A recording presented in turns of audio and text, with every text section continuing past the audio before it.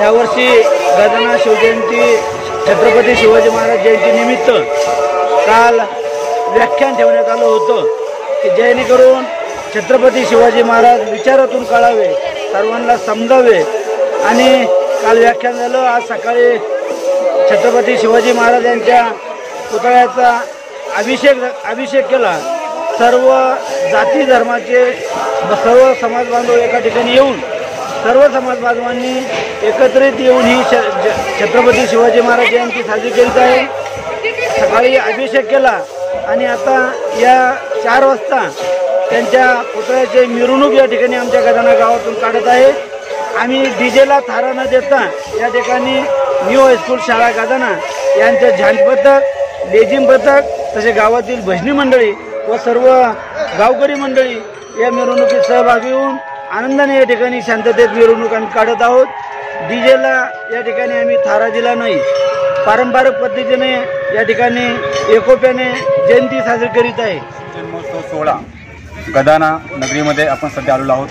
छत्रपती संभाजीनगर या जिल्ह्याचं वैभव असलेलं गजानन हे एक ऐतिहासिक आणि या ठिकाणी चक्रधर स्वामीचं मंदिरही आहे, अशा या नगरीमध्ये आपण आलेलो आहोत। या ठिकाणी आपल्यासोबत काही नागरिक आहेत, त्यांचीही प्रतिक्रिया शिवजन्मोत्सवानिमित्त आपण घेणार आहोत। जयंती निमित्ताने सर्व गावकरी जमलेले आहेत आणि या कार्यक्रमाची शोभा वाढवण्यासाठी न्यू हायस्कूल गजानन या शाळेचे विद्यार्थी आणि त्यांचे शिक्षकवृंद तसेच भजनी मंडळ हे सर्वांनी मिळून या कार्यक्रमाची शोभा वाढवण्याचा प्रयत्न केलेला आहे आणि आता गावामध्ये मिरवणुकीला सुरुवात होत आहे। झांज पथक व ढोल-ताशे पथक या वर्षी सामील झाले आहेत। माननीय श्री पवार सर यांच्या वतीने हे सगळे शक्य झाले।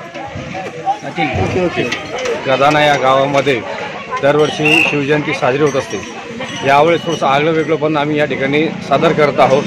यामध्ये आम्ही डीजेचा कार्यक्रम न घेता किंवा धांगडधिंगा न होऊ देता या ठिकाणी न्यू हायस्कूल गजानन या शाळेच्या विद्यार्थ्यांनी लेझिम आणि झांज पथक तसेच वारकरी संप्रदाय यांनी सुद्धा या ठिकाणी दिंडीचं आयोजन केलेलं आहे आणि अशा प्रकारे या ठिकाणी आगळं वेगळं एक प्रदर्शन करून शिवजयंती एक मोठ्या उत्साहाने या ठिकाणी आम्ही साजरी आज आम्ही न्यू हायस्कूल गजानन या हायस्कूल शाळेमधून झांज पथक आणि लेझिम यांची डीजे न करता आम्ही लेझिम पथक आणि झांज पथक आणि शिवाजी महाराजांची जयंती साजरी करत आहोत।